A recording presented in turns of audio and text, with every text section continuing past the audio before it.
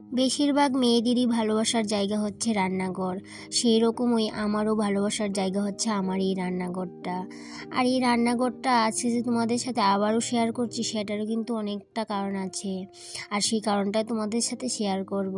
এই যে দেখতে পাচ্ছ আজকে আমি আমার রান্নাঘরটা তোমাদের সাথে শেয়ার করছি, সেটার কারণটা হলো কালকে এই রান্নাঘরটা ভেঙে ফেলা হবে, তাই জন্য লাস্ট বারের জন্য তোমাদের সাথে আবারও শেয়ার করছি।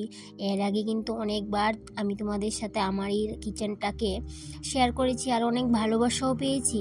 আর তোমরা যারা আগে আমার এই রান্নাঘরের ভিডিও দেখেছো তোমরা অবশ্যই জানো আমি আমার এই টিনে ঘেরা ভাঙাচোরা ঘরটাকে ভাঙাচোরা মডুলার কিচেন বলে থাকি।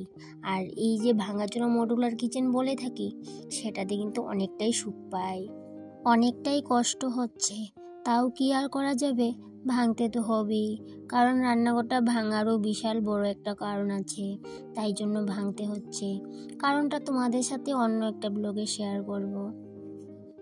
এত ভালোবাসা আর যত্নে করা গুছানো রান্নাঘরটাকে অনেকটাই মায়ায় ভরে চোখ দিয়ে দেখছিলাম আজকে অনেক সময় নিয়ে, কারণ কালকে তো আর দেখতে পারবো না, তাই জন্য।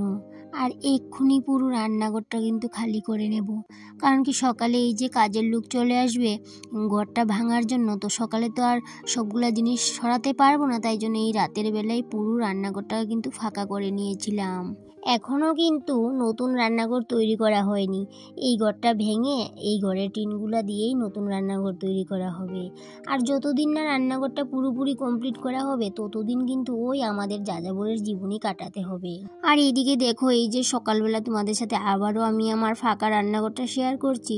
দেখো সমস্ত কিছু সরিয়ে নেওয়ার পর কেমন ফাঁকা ফাঁকা লাগছে ঘরটা। এই যে ঘর ভাঙার কাজ শুরু হয়ে গেছে, দুজন এসেছে কাঠমিস্ত্রি, আর এই যে আমার হাজবেন্ডও সাথে আছে। এই ঘরে একটা 5 লাইন ছিল, ওই 5 লাইনটাকে একটু সরিয়ে নিচ্ছে। তো পুরো ঘরের চালটা যখন খুলেছিল তখন আকাশটা না অনেকটাই সুন্দর লাগছিল, তাই জন্য একটু ভিডিও করে নিয়েছিলাম ওই ফাঁকে। আর এইদিকে দেখো এই যে আমার পেঁপে গাছটাও দেখা যাচ্ছে, যেহেতু চাল নেই তাই জন্য। আর এইদিকে দেখো তারা কিন্তু নতুন রান্নাঘর করার জন্য এই যে আবার প্রিপারেশন নিয়ে নিচ্ছে, ফিলার এনেছে, আবার গাঁথনি করে ওই ফিলারগুলা কিন্তু বসিয়েও নিয়েছে। তো ফিলার বসানো কমপ্লিট হয়ে গেল, আর এখন কিন্তু এই যে উপরে টিনের চালের টাকচারগুলোও কিন্তু কমপ্লিট করা হয়ে গেছে। এখন এই যে টিন দিয়ে শুধু টিনের চালটা দেওয়া হবে, আর টিন দিয়ে চারিদিকে কিন্তু টিনের বাউন্ডারি দেওয়া হবে, বাস এইটুকুই কাজ তাদের। আর বাদ বাকি কাজ কিন্তু রয়ে যাবে, আর সেই কাজগুলোও কিন্তু তোমাদের সাথে অবশ্যই শেয়ার করব স্টেপ বাই স্টেপ। আর এইদিকে দেখো যেহেতু বাড়ি ঘর ভাঙা পড়েছে সেহেতু কিন্তু বাড়ির ঘরের অবস্থা তেমনটাও কিন্তু ভালো নয়, চারিদিকে কিন্তু জিনিসপত্র ছড়িয়ে ছিটিয়ে আছে। আর এই জিনিসপত্রগুলো গুছাতে যে কতটা সময় লাগবে কি বলে বুঝাবো তোমাদের।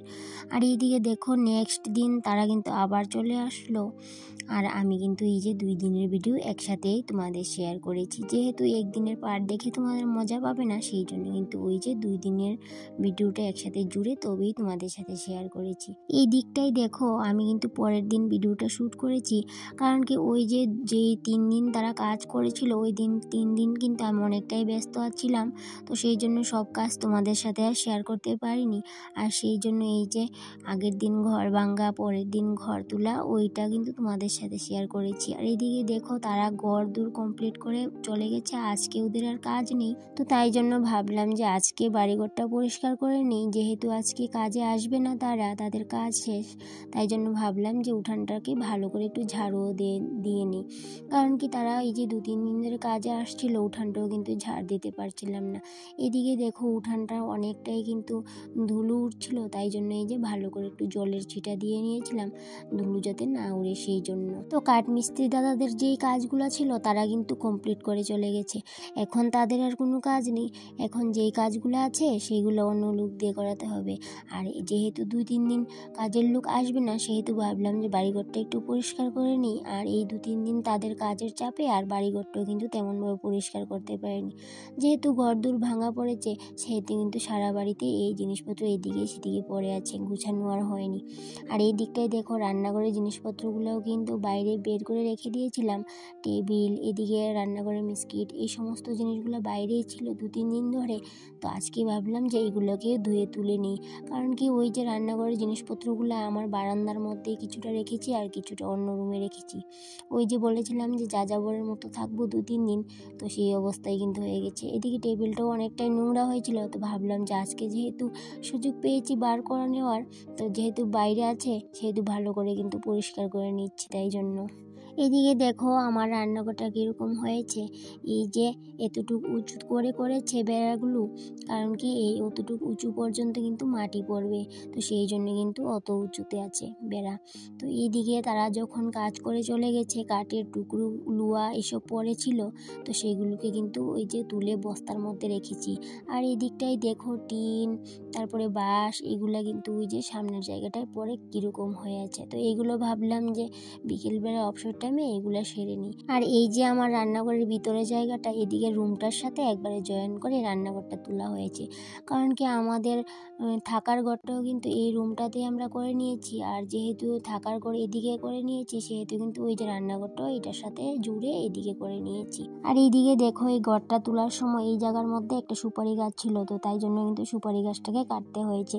এখন দেখতে ঘরটাতে এমন সুন্দর না লাগলেও ঘরটা যখন পুরোপুরিভাবে কমপ্লিট হবে তখন কিন্তু দেখতে অনেকটাই সুন্দর লাগবে। আর যখন সাজিয়ে গুছিয়ে রাখবো তখন কিন্তু আরও সুন্দর লাগবে।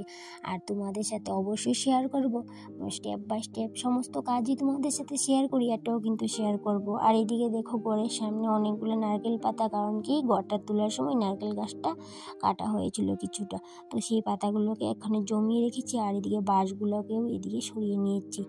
তো আজকের ভিডিওটা এই পর্যন্তই থাকলো, আবার দেখা হবে পরবর্তী ব্লগে।